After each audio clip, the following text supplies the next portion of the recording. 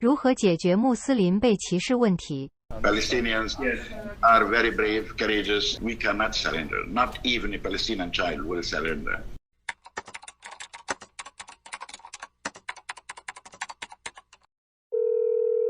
We watch many news about the Muslims must face the discrimination from Israeli government. You just have said that the Gaza is like a big jail, and they are in the shortage of the vaccines. They are ignored for many basic human rights. So, in your opinion, how to solve that problem? 73 years this happened. 73 years had resulted into flux of refugees, which they are counting up to more than 50% of our population are no more inside their own homes, not inside Palestine. Most of them are either in Lebanon, in Syria, in Jordan, around the whole world. So this is the real thing, you know. Gaza is, in particular, is a very difficult case. Why? Because 85% of those who are in Gaza now are originally refugees who came all the way either from Jaffa, from Haifa, from Lid. So this is very small strip. It is less than 350 kilometers square with a population which reaches around 2 million. So it's a serious problem, humanitarian. And it's not viable. You cannot have really even an ordinary life because the resources are limited. You know, the number of unemployed in our educated graduates from University in Gaza, they reach 325,000 right now. And they have no way to go anywhere. Yeah. Even they are not connected with the rest of us in the West Bank. So they cannot go, they cannot export, they cannot import. They are almost in a jail, a big one. Literally, they had been besieged and locked for the last 15 years, actually. So you can imagine how much the situation at the humanitarian level. Right now, as I speak to you, I understand that the health services had been cut into something like 55% of the original capacity. So the health services had been affected. We have already a problem with electricity, with water resources, with food stuff. Everything is now in crisis, actually. So it's humanitarian mainly. Now, being Islamic or being, you know, that's not really the real core. We have no problems which is religious. In fact, Hamas by itself as an organization had appeared only in 1988. Before that, the movement was not even existent. I mean, but the trouble goes long before any political organization. Yes. The problem actually in 1956, we have the PLO itself. But the problem of Palestine is long before even the creation of PLO.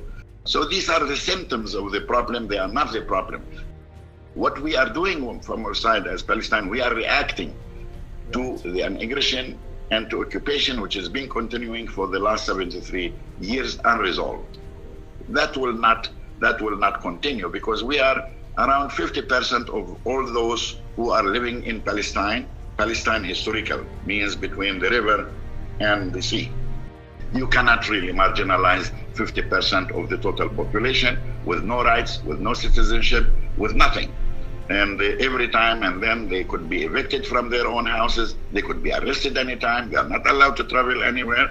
All those kind of problems is an abscess. This abscess is very infectious and it's poisoning the relation, not on the basis, not on the lines of religion. The issue of religion is serious from the Israeli side because the state that they would like to have should be Jewish in nature. So if it has to remain Jewish, what would be the future of those citizens who are not Jews? Are they going to remain under occupation? Or like Mr. Carter was saying, Mr. Carter, the President of the United States, said this is exactly an apartheid regime where only the Jews would have the rights and the rest of the others would be denied any kind of rights. That's inside Israel itself. How about the others who are in the West Bank? What will be their future? Are we going to remain non-citizen with no states, with nothing? I mean, that's not really sustainable. So this is the real cause. This is the reality. Hopefully, this will come to an end as soon as possible. After we do that, we need to deal with the root cause of the issue. From our side, we encourage too much China to play more role, and also we accept the initiative by itself as a basis, and we are ready to go to any international conference, whether in Beijing or anywhere in the world, we are more happy.